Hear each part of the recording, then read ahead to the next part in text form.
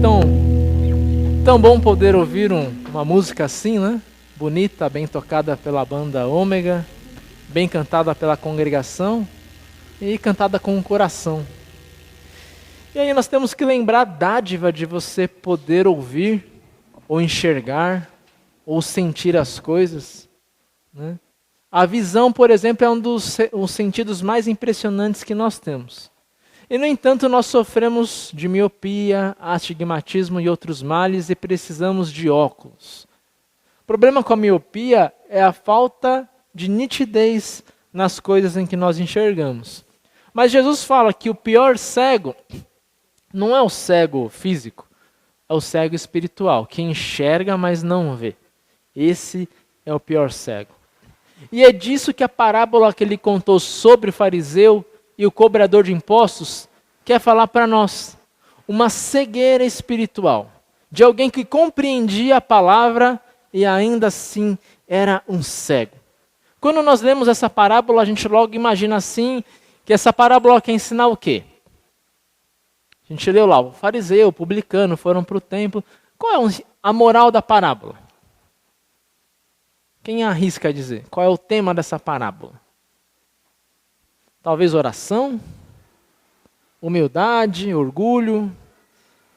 Parece que é só isso, né? Aí a gente conclui assim, quando a gente ouve uma mensagem, eu ouvi várias essa semana para pensar o que eu vou falar de novo nessa parábola, né? Mas você ouve aquelas mensagens que diz que, olha, o fariseu era arrogante, era metido, e tem razão, ele era. E o publicano era humilde, era pecador, né? A gente pensa o que no final, às vezes? E a pessoa, às vezes, não fala de Jesus, né? O pastor não falou de Jesus ali muito. A gente conclui, ai, que bom que eu não sou como fariseu. Logo em seguida ao sermão, a gente está pecando, né? Ai, Deus, eu te agradeço porque tu não me fizeste como um fariseu, orgulhoso, bababá. Me fizeste como um publicano, humilde. A gente cai no pecado do falso farisaísmo. Não é isso? Repete a mesma história com outra perspectiva, fingindo-se de humilde. O fariseu, pelo menos, tinha uma vantagem. Ele não fingia humildade. Se alguém vinha elogiar o fariseu, nossa, que homem santo, ele dizia, graças a Deus por isso, meu irmão. Que pessoa íntegra, graças ao Senhor que eu sou assim. O pior é aquele falso humilde, né? A pessoa vem, ai, que pessoa santa. Ai, que é isso? Não faço mais que a minha obrigação. Não, falso humilde. É pior do que o fariseu que era orgulhoso e mostrava o seu orgulho. Então essa parábola não está falando aqui de humildade, não. Só, está falando, mas não é o ponto principal. Se você perder o ponto principal da parábola, você entende tudo errado. A parábola está resumida ali no começo.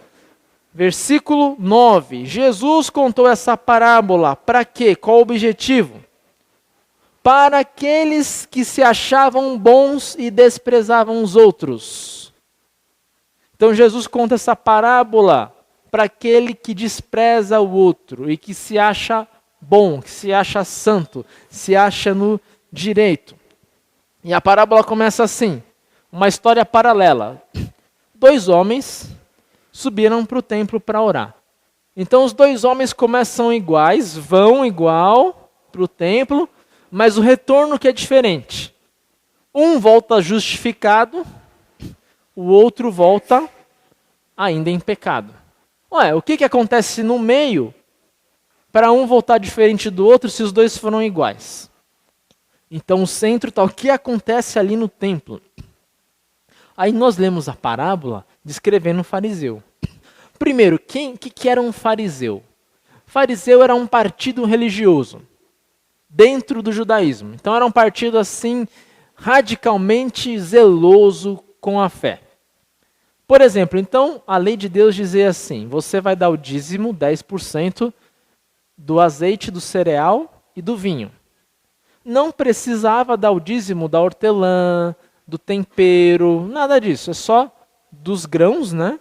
Então, trigo, cevada, vai dar o dízimo disso, do vinho que você produz e do azeite, né? O resto não precisa. E do dinheiro que você ganha se você é comerciante. Mas você vendeu lá um carro lá uma carroça para o outro, o dízimo disso não precisa dar. É o dízimo do seu trabalho, não daquele extra pequeno. O fariseu era tão radical que ele dava dízimo de tudo. Até dos presentes que ele ganhava de aniversário. Né? Judeu não celebrava aniversário, mas ganhava lá no bar mitzvah, na consagração.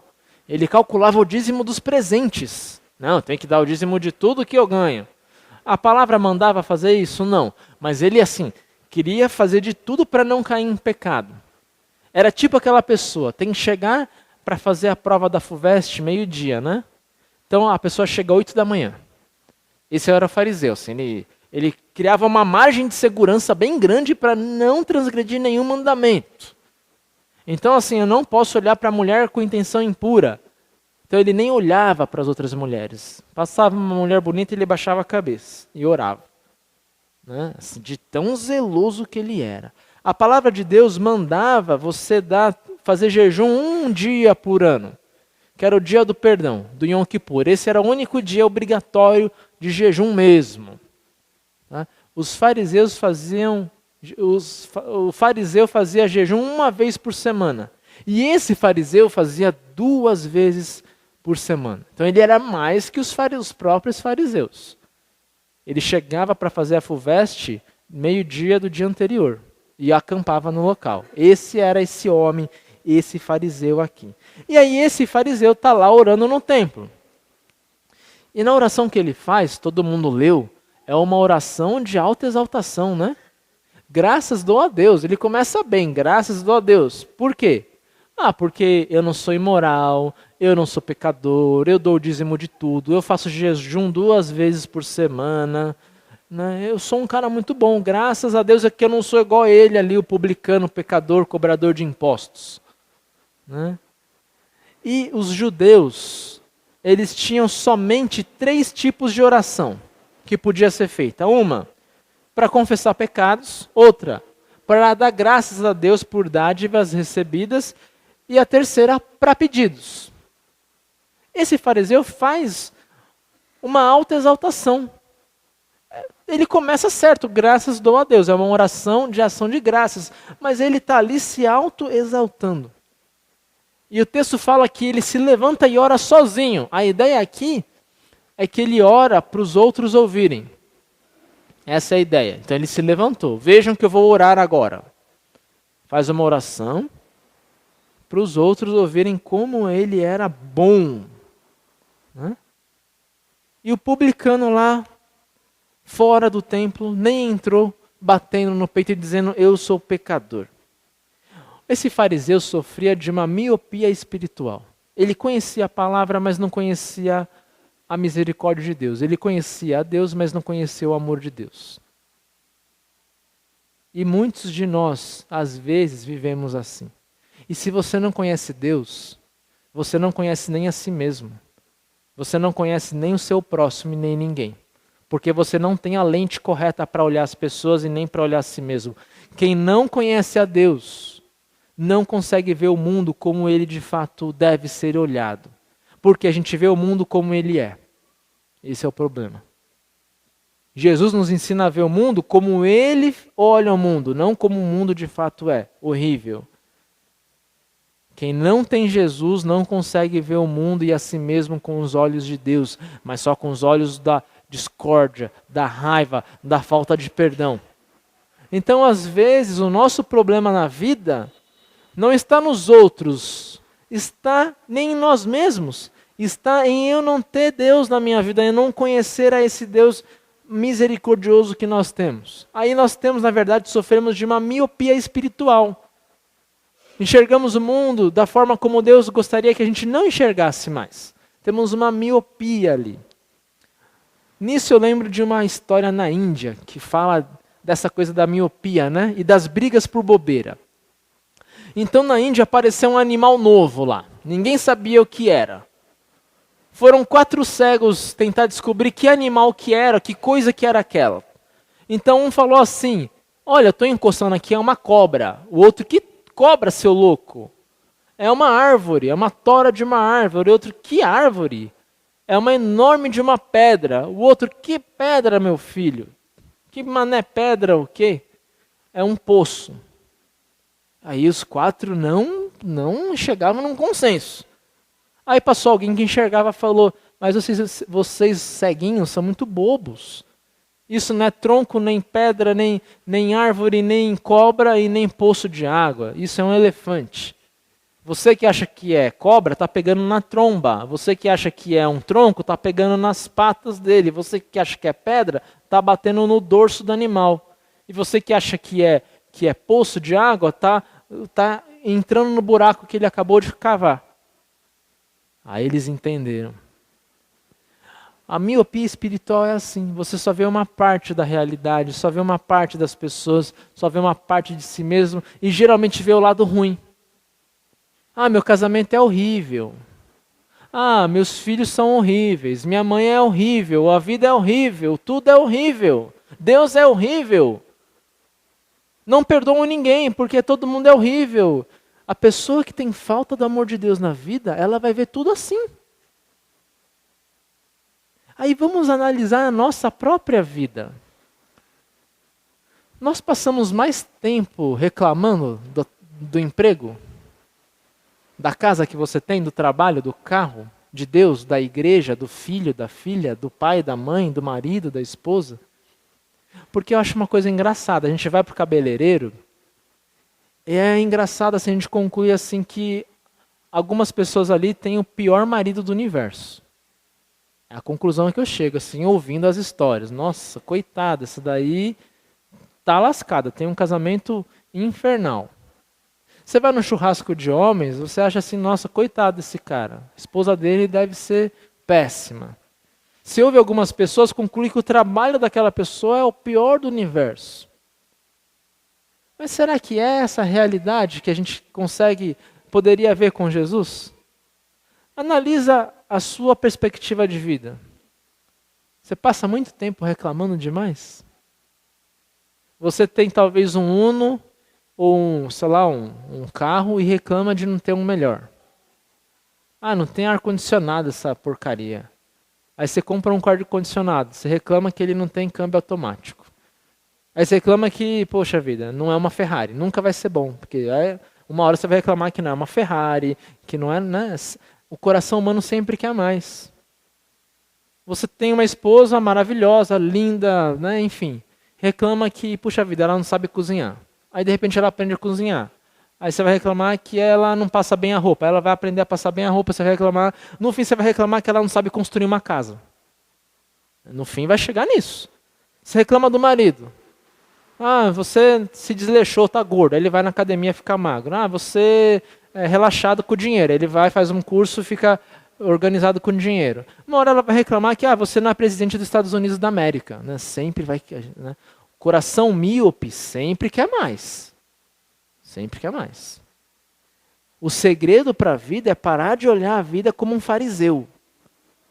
O fariseu olha a vida achando que todo mundo tem que elogiar ele. Ele é o centro, que ele tem que ser servido nos banquetes, que Deus tem que elogiar ele em público. Esse é o fariseu. O fariseu estava reclamando sempre de tudo. O fariseu ele era aquele cara que ia numa festa e reclamava, mas ninguém me recebeu bem lá, puxa, eu sou um fariseu. Ninguém me deu um lugar de honra. Ninguém me deu um beijo de boas-vindas. Ou todo mundo deu, menos aquele fulano, o filho dele ficou no quarto. O fariseu reclamava de tudo porque ele se achava bom demais. Era capaz de ele até reclamar com Deus. Mas ele reclamava. Tanto que quando eles enxergam Jesus, é só reclamação. Come com pecadores, fala com mulheres, fala com mulher de má fama, fica rodeado de galileus analfabetos. Era assim que eles viam o Salvador. Porque eles, fariseus, eram bons demais para todo o resto.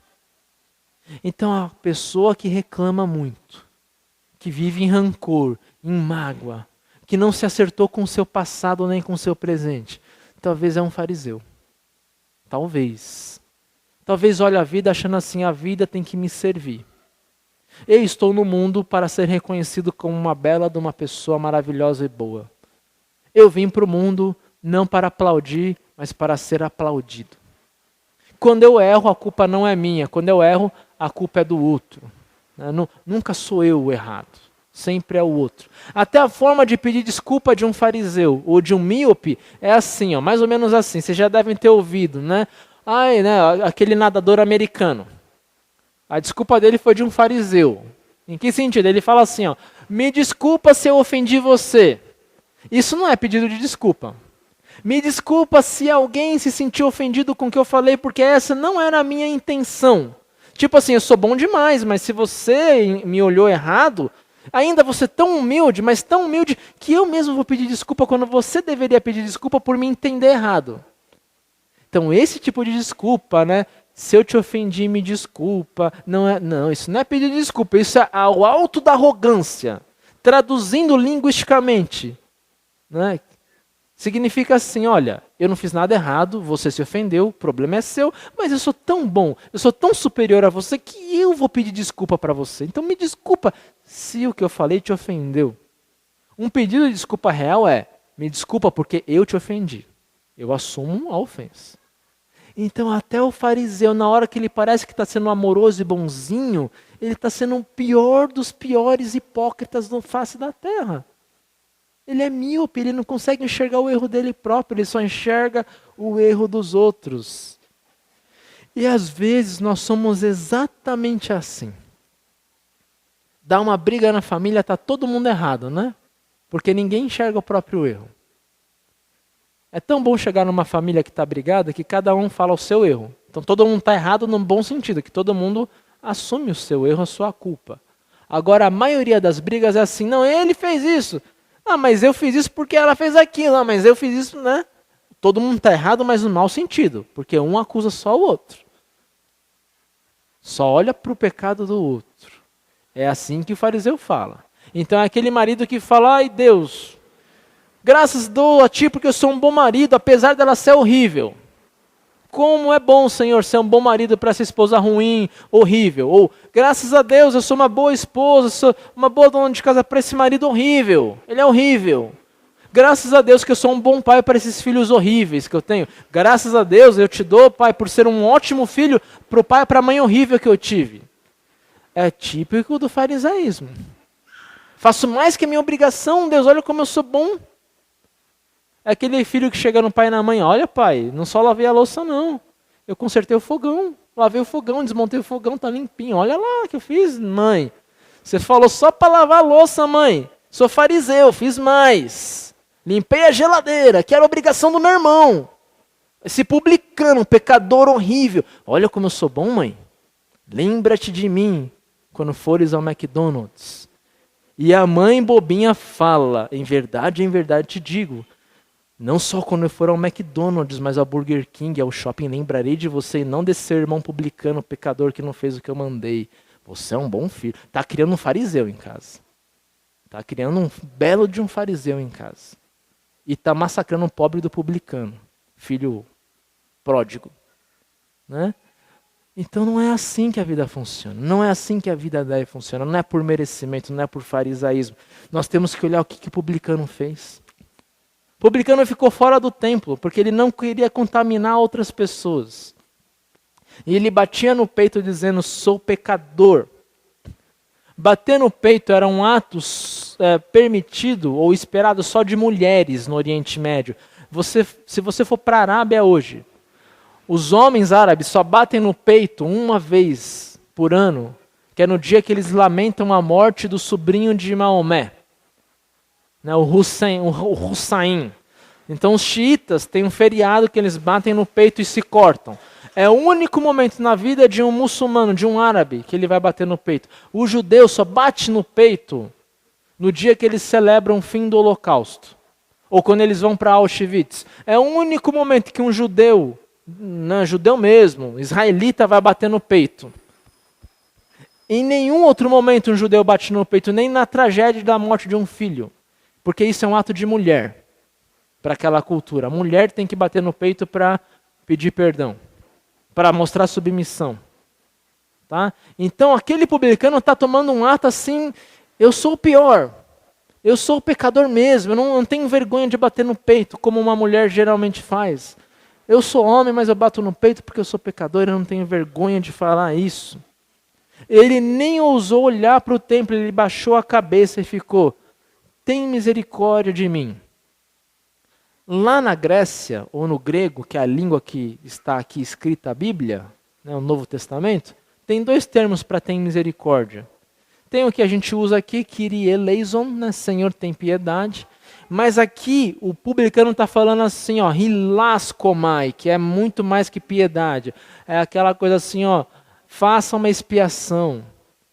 Numa língua bem assim, brasileira seria: faça uma macumba para me livrar desse encosto. Assim, mate alguma coisa, né?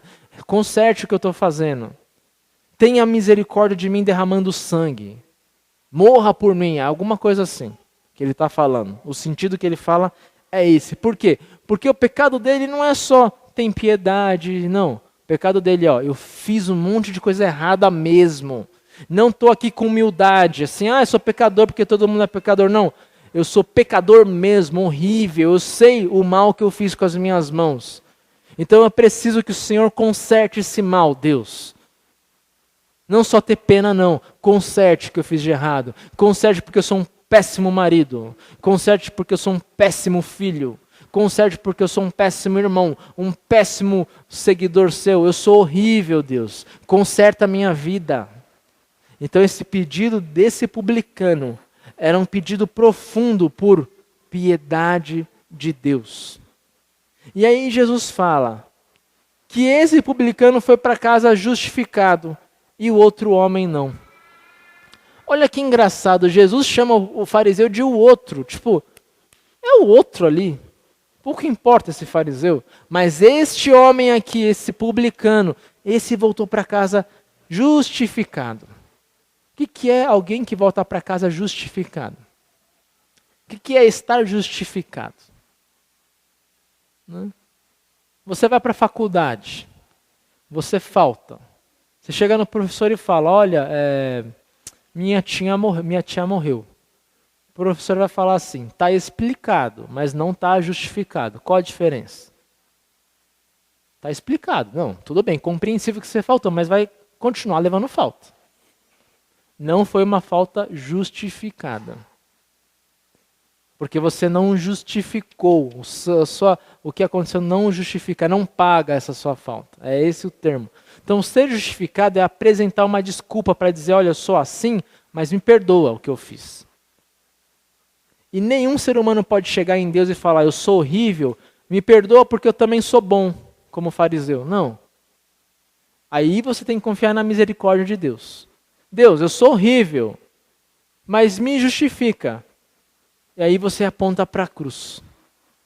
Então, em Jesus, nós somos justificados. Você está falando assim: me perdoa porque Jesus pagou meu pecado. Essa é a minha justificação. Não é uma explicação, é uma justificação. Jesus é aquele que morre em meu lugar para perdoar o pai, o marido, a esposa, o filho horríveis que nós somos. E aquele que se acha bom pai, bom marido, boa esposa, já está pecando como fariseu. Aquele que fala: pastor, eu não sou nada disso ruim, não. Aí tem que fazer pior, porque tem que pedir perdão a Deus por ser um fariseu, por ser o outro. Não, nós somos pais horríveis, mães horríveis e filhos horríveis. Essa é a realidade. Não somos bons coisa nenhuma. Podemos nos julgar bons, mas somos horríveis nesse ponto. Somos pecadores. Né? E aí eu falo: Deus, me perdoa, tem piedade de mim, me justifica. Essa é a lente que Deus me dá para eu olhar a vida. Quando você se entrega, quando Jesus muda a sua vida, quando Ele passa a ser o centro da sua vida, quando Cristo é o centro do seu coração, toda a sua forma de viver, toda a sua forma de olhar o passado, olhar o futuro, olhar a realidade, olhar a si mesmo, olhar o outro muda. O fariseu olhava a Deus assim: Ele tem que pagar o que eu faço. O fariseu olhava a si mesmo assim: eu sou bom. E olhava o outro assim: é o pecador, é menos que eu. O publicano também tinha o olhar errado. Porque ele olhava assim: eu sou pecador, ai, Deus não vai me ajudar. Mas quando Jesus toca o coração do pecador, ele passa a ver a vida como ela deve ser olhada. Não um Deus que veio me punir, mas eu olho para Deus como aquele que tem misericórdia de mim, pobre e miserável pecador. E eu olho a mim mesmo como pecador, mas eu olho a mim mesmo como uma pessoa que foi perdoada, regenerada, restaurada, justificada por Jesus. E eu olho meu próximo como pecador, mas um pecador igual a mim, não menos que eu. Um pecador igual a mim que também pode ter o perdão de Deus. Muda a minha perspectiva de mundo. Sabe aquela caixa do supermercado que te deu troco a mais e você não vai devolver o dinheiro porque você acha que ela é incompetente e que ela tem que aprender? Se fosse sua filha, você devolveria o dinheiro? Você gostaria que um homem que pegou dinheiro a mais e ficou porque falou, só R$10, tem que aprender, ela vai levar uma bronca do chefe, vai ser bom para ela. Você gostaria que esse homem devolvesse o dinheiro se sua filha fosse o caixa daquele mercado? Então você vai olhar a vida de uma outra forma, porque Cristo te regenerou. Ela não é só um caixa de supermercado que tem que aprender uma lição. Ela é uma pessoa, como a sua filha é, como a sua esposa é. Então olha, mocinha, você deu R$10 a mim, você ensina ela. Não o chefe dando bronca, olha, você deu R$10 aqui, a mais, presta atenção no que você está fazendo. E vai para casa. Sabe aquele chefe que você está roubando? Você está batendo o cartão errado? Se fosse teu pai o patrão e o empregado o seu amigo, você queria que seu amigo fizesse com o seu pai? Bater o cartão errado, roubar, você queria que ele fizesse o certo. Você vai olhar para o seu patrão assim. Você vai olhar para o seu empregado assim. Você está roubando do seu empregado? Não está pagando as horas extras? Só está dando banco de horas, né? Aí quando o seu filho não te visita, porque ele também tem que fazer hora extra sem receber, só para ter banco de horas, você queria que o patrão do seu filho pagasse a hora extra para o seu filho? Então você paga para o seu empregado também. Veja como Cristo muda a perspectiva da minha vida. Eu olho o outro como o meu próximo, que merece amor meu e de Deus. Eu olho para a minha vida como uma vida que Deus está presente cuidando de mim. E aí nesse ponto vem um grande consolo para nós. Se eu me reconheço como um péssimo pai que sou, né? E olho para um Deus de misericórdia, o que eu concluo? Deus, eu sou péssimo pai, me perdoa. Mas a minha filha está nas tuas mãos, então eu fico tranquilo. Deus, eu sou um péssimo marido, me perdoa. Esposa, me perdoa, Deus. Mas na tua misericórdia eu sei que você vai manter o meu casamento. Deus, eu sou uma péssima esposa. Me perdoa. Marido, me perdoa. Mas pela misericórdia de Deus, Deus vai nos manter juntos. Quando você coloca a misericórdia de Deus na sua vida e a cruz de Cristo, toda a perspectiva da realidade muda com Jesus estando presente em todos os seus relacionamentos. Não é que você vai fingir que não é pecador, não. Continua falando, pobre pecador. Mas do outro lado eu sei que Deus me perdoa. Pobre marido, horrível. Deus está no meu casamento, mesmo sendo tão ruim. Pobre pai, mas Deus cuida dos meus filhos quando eu falho. E aí eu consigo viver de forma mais tranquila, sabendo que a minha vida está nas mãos de Deus. Meus irmãos, Jesus nos ensina isso. Ele fala assim, por que vocês, nós, né? Por que a gente vive tão atribulado, com semblante tão fechado, correndo para lá e para cá? Porque a gente é como fariseu, acha que tudo é a gente. Olha só a flor do campo e os passarinhos. Eles não casam, eles não fazem cerimônia de casamento, eles não colhem, eles não plantam, eles não é nada. E Deus cuida da flor e do passarinho. Quanto mais de nós e dos nossos filhos. Quanto mais da nossa vida, Deus vai cuidar ainda mais de nós, porque nós somos muito mais valiosos que os passarinhos e que os lírios do campo. Deus vai cuidar da nossa vida. Esse é o Deus de misericórdia que cuidou daquele publicano. É o Deus que justifica o pior dos pecadores. É o Deus que está do lado de um jogador de futebol como o Neymar, que ao mesmo tempo que ele coloca 100% Jesus, porque ele é cristão, ele está fazendo bobeira também. Esse é o Deus de misericórdia. Ai daquele fariseu que fala, esse Neymar, que cristão que nada. Ele coloca lá 100% Jesus e está xingando o torcedor. Não ele é cristão mesmo, autêntico. Se você tentar passar uma vida de fariseu, de bom marido, boa esposa, bom cristão para todo mundo, você é um fariseu. O Neymar, pelo menos, ele fez errado, mas pelo menos ele não é um fariseu. Ele mostra quem ele é. Ele não fica pagando de bom cristão, bom marido, bom pai, não. Ele é podre mesmo, ele fala, não, eu sou ruim mesmo. Mas ao mesmo tempo eu confio em Jesus. Eu creio em Jesus. O nosso chamado para esse mundo não é fingir santidade. O nosso chamado para esse mundo é exercer misericórdia. E só um pecador perdoado pode exercer misericórdia. Um fariseu não.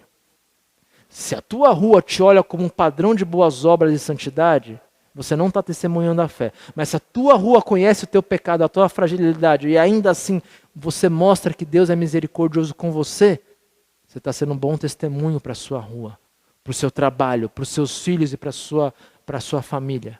Então o nosso primeiro chamado é fazer igual publicano. Reconheça o seu pecado e mostre o seu pecado àqueles que te cercam. E depois fale assim, ó, eu sou horrível, mas Deus me perdoou em Jesus. Deus é que nos mantém unidos em família, em marido, em mulher e tudo que nós podemos acreditar e imaginar. Esse é o Deus da misericórdia que nós temos. E aí, meus irmãos, o último convite que nós temos de Jesus é: olhe para o futuro, com esperança e não com dor, não com pessimismo. Olhe para o futuro porque Jesus prometeu: aonde você for eu irei. Eu estarei com você todos os dias até o fim dos tempos. O futuro só nos reserva a misericórdia de Deus e esperança. Ah, por que ficar tão preocupado? Não. Esse é o Deus que nós temos. E Ele vai e marcha na nossa frente. Que Deus nos guarde nessa fé vibrante, atuante, sempre. Amém. Cantamos agora o ofertório para que Deus crie esse coração vibrante em nós. No ponto